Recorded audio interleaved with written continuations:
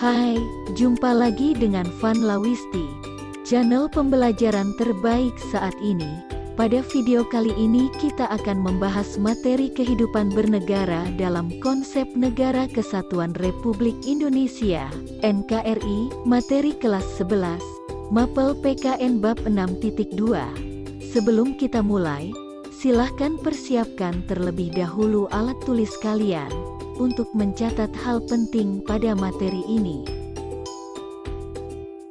Sebelum kita lanjutkan pembahasan, silahkan dukung channel ini dengan cara menekan tombol like, subscribe, lonceng. Dukungan kalian akan menambah semangat bagi kami untuk terus mengembangkan dan menyajikan media pembelajaran terbaik untuk kalian. Terima kasih. 1. Konsep NKRI menurut Undang-Undang Dasar Negara Republik Indonesia tahun 1945. Sebagai warga negara yang baik, tentunya kalian harus memahami pengertian atau makna negara Indonesia. Makna tersebut penting diketahui untuk semakin mempertegas identitas negara Indonesia. Oleh karena itu, pada bagian ini kalian akan dibekali pengetahuan mengenai makna konsep NKRI menurut UUD Negara Republik Indonesia tahun 1945. Perubahan UUD Negara Republik Indonesia tahun 1945 mengukuhkan keberadaan Indonesia sebagai negara kesatuan dan menghilangkan keraguan terhadap pecahnya Negara Kesatuan Republik Indonesia.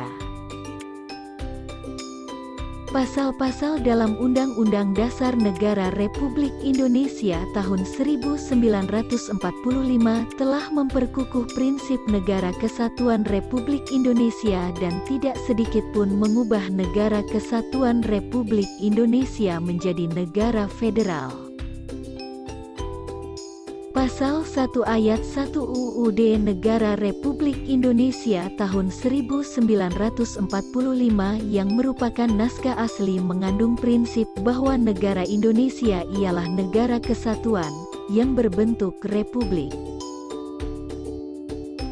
Pasal yang dirumuskan oleh Panitia Persiapan Kemerdekaan Indonesia tersebut merupakan tekad bangsa Indonesia yang menjadi sumpah anak bangsa pada 1928 yang dikenal dengan Sumpah Pemuda, yaitu satu tanah air, satu bangsa, satu bahasa, yaitu Indonesia.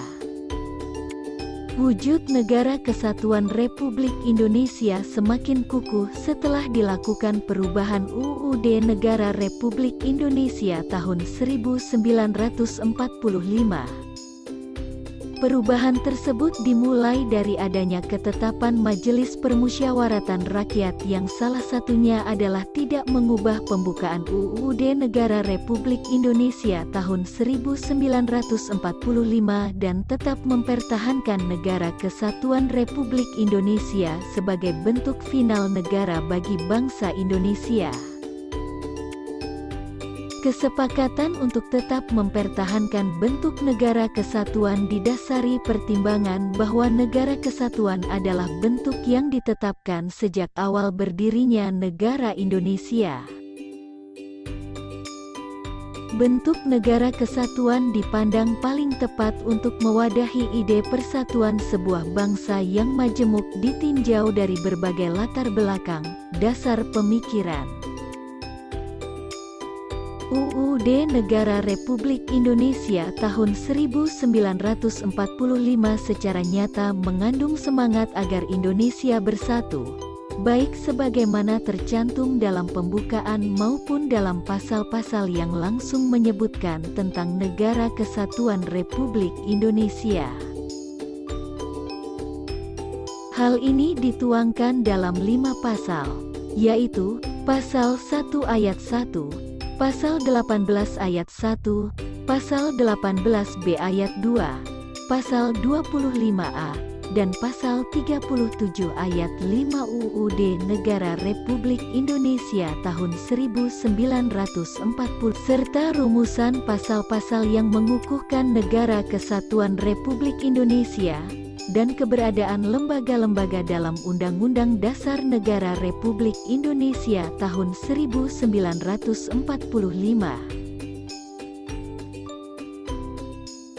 Prinsip kesatuan dalam Negara Kesatuan Republik Indonesia dipertegas dalam alinea keempat pembukaan UUD Negara Republik Indonesia tahun 1945, yaitu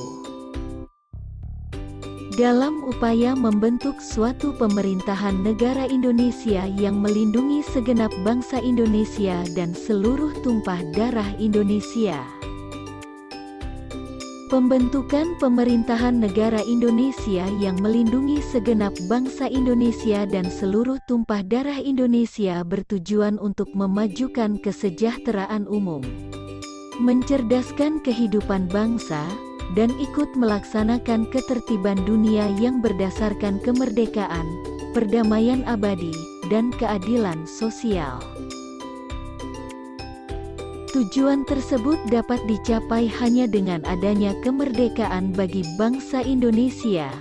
Dalam alinea keempat ini secara tegas diproklamirkan, maka disusunlah kemerdekaan kebangsaan Indonesia itu dalam suatu Undang-Undang Dasar Negara Indonesia, yang terbentuk dalam suatu susunan negara Republik Indonesia yang berkedaulatan rakyat dengan berdasar kepada ketuhanan yang Maha Esa, kemanusiaan yang adil dan beradab, persatuan Indonesia, dan kerakyatan yang dipimpin oleh hikmat kebijaksanaan dalam permusyawaratan perwakilan, serta dengan mewujudkan suatu keadilan sosial bagi seluruh rakyat Indonesia. Makna negara Indonesia juga dapat dipandang dari segi kewilayahan. Pasal 25A UUD Negara Republik Indonesia tahun 1945 menentukan bahwa Negara Kesatuan Republik Indonesia adalah sebuah negara kepulauan yang berciri Nusantara dengan wilayah yang batas-batas dan hak-haknya ditetapkan dengan undang-undang. Istilah Nusantara dalam ketentuan tersebut dipergunakan untuk menggambarkan kesatuan wilayah perairan dan gugusan pulau-pulau Indonesia yang terletak di antara Samudera Pasifik dan Samudera Hindia serta di antara benua Asia dan benua Australia. Kesatuan wilayah tersebut juga mencakup 1. Kesatuan politik, 2. Kesatuan hukum, 3. Kesatuan sosial budaya, serta 4. Kesatuan pertahanan dan keamanan. Dengan demikian, meskipun wilayah Indonesia terdiri atas ribuan pulau, tetapi semuanya terikat dalam satu kesatuan negara, yaitu Negara Kesatuan Republik Indonesia. Dari uraian di atas dapat disimpulkan bahwa negara Indonesia adalah negara kesatuan berbentuk republik yang wilayahnya merupakan kesatuan dari ribuan pulau yang terletak di antara Samudera Pasifik dan Samudera Hindia serta di antara benua Asia dan Australia. 2. Keunggulan Negara Kesatuan Republik Indonesia. Indonesia adalah negara kepulauan. Hal ini dapat dibuktikan dari nama lain atau julukan terhadap Indonesia yaitu Nusantara, yang berarti di antara nusa atau di antara pulau. Jadi, Indonesia terdiri atas pulau-pulau. Disebut sebagai negara kepulauan karena jumlah pulau besar dan kecil yang tersebar di wilayah Indonesia sangat banyak yaitu mencapai ribuan pulau. Pulau-pulau tersebut terletak di persimpangan dunia yaitu di antara dua samudera dan dua benua. Begitu indahnya pulau-pulau yang terletak di wilayah Indonesia yang membujur di garis khatulistiwa sehingga diibaratkan untayan Ratna Mutu Manikam atau Zamrud khatulistiwa. Sekalipun wilayah Indonesia meliputi pulau-pulau, tidak menjadikan bangsa Indonesia bercerai-berai. Namun keadaan tersebut justru menjadi perekat untuk semakin meningkatkan rasa persatuan dan kesatuan bangsa. Hal ini dikarenakan secara yuridis formal bangsa Indonesia telah mempunyai landasan yang kuat. Misalnya dinyatakan dalam pembukaan UUD Negara Republik Indonesia tahun 1945 alinea 2. Selain itu, dalam pasal 1 ayat 1 dinyatakan bahwa Indonesia ialah negara kesatuan yang berbentuk republik. Dengan demikian, sekalipun secara nyata Indonesia terdiri dari berbagai keanekaragaman penduduknya yang tersebar di berbagai pulau besar dan kecil, tidak menjadikan bangsa Indonesia bercerai-berai.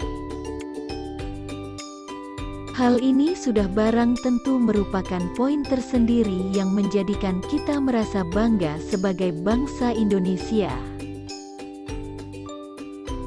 Melihat dan mencermati kondisi dan letak geografis wilayah Indonesia, sudah sewajarnya lah setiap insan yang merasa dirinya sebagai warga negara Indonesia mempunyai kebanggaan tersendiri. Bangga di sini dalam arti merasa berbesar hati atau merasa gagah karena mempunyai berbagai kelebihan atau keunggulan. Jadi, yang dimaksud bangga sebagai bangsa dan bertanah air Indonesia adalah merasa besar hati atau merasa berbesar jiwa atau merasa gagah sebagai bangsa Indonesia. Konsekuensinya, kalau kita merasa bangga sebagai bangsa Indonesia, kita akan selalu berupaya menjunjung tinggi nama baik bangsa dan negara dimanapun kita berada. Kita juga akan selalu berupaya meningkatkan citra dan nama baik Indonesia melalui perbuatan-perbuatan nyata di masyarakat, seperti tidak merusak hutan-hutan lindung, benda-benda bersejarah apalagi memperjualbelikannya, selalu menggunakan produk dalam negeri, dan sebagainya. Negara Indonesia memiliki berbagai keunggulan. Keunggulan-keunggulan tersebut menurut Dadang Sundawa diantaranya sebagai berikut. A. Jumlah dan potensi penduduknya yang cukup besar yaitu menempati urutan keempat di dunia setelah RRC, India, dan Amerika Serikat. Jumlah penduduk yang besar merupakan potensi yang tidak ternilai harganya dalam upaya mengisi dan mempertahankan kemerdekaan, termasuk sebagai modal dasar dalam melaksanakan pembangunan dalam upaya menyejahterakan bangsa. B. Memiliki keanekaragaman dalam berbagai aspek kehidupan sosial budaya seperti adat istiadat, bahasa, agama, kesenian, dan sebagainya.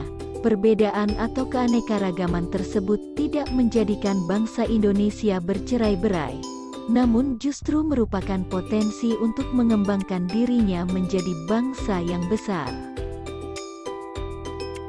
Hal ini juga didorong oleh adanya semangat persatuan dan kesatuan sehingga sekalipun terdapat perbedaan, namun bukan perbedaan yang ditonjolkan tetapi justru persamaannya. C. Dalam pengembangan wilayah, kita mempunyai konsep wawasan Nusantara sehingga sekalipun terdapat berbagai keanekaragaman namun prinsipnya kita tetap satu pandangan yaitu memandang bangsa Indonesia sebagai satu kesatuan ideologi, politik, ekonomi, sosial budaya, dan hankam. D. Semangat Sumpah Pemuda yang selalu merasuki jiwa dan kalbu bangsa Indonesia, dengan menunjukkan bahwa kita sama-sama memahami satu wilayah negara dan tanah air yang sama yaitu Indonesia. Kita sama-sama merasa berbangsa yang satu bangsa Indonesia dan sama-sama menggunakan bahasa yang sama yaitu bahasa Indonesia serta memiliki sejarah yang sama yaitu sejarah Indonesia. Dalam pergaulan yang ditonjolkan adalah bangsa Indonesianya, bukan dari mana asal daerahnya. E. Memiliki tata krama atau keramah tamahan, Sejak dahulu bangsa Indonesia sangat terkenal akan keramahan dan kesopanannya, sehingga sangat menarik bangsa-bangsa lain di dunia untuk datang ke Indonesia. Namun demikian, akhir-akhir ini kesopanan dan keramahan bangsa Indonesia agak tercemar oleh ulah segelintir manusia yang tidak bertanggung jawab, terutama yang gemar membuat kerusuhan, kerusakan, dan perangai-perangai lain yang justru membuat bangsa lain takut datang ke Indonesia. F. Letak wilayahnya yang amat strategis, yaitu di posisi silang dunia, sehingga membuat Indonesia menjadi wilayah yang amat ramai dan mudah untuk dikunjungi dan disinggahi oleh bangsa-bangsa lain. G.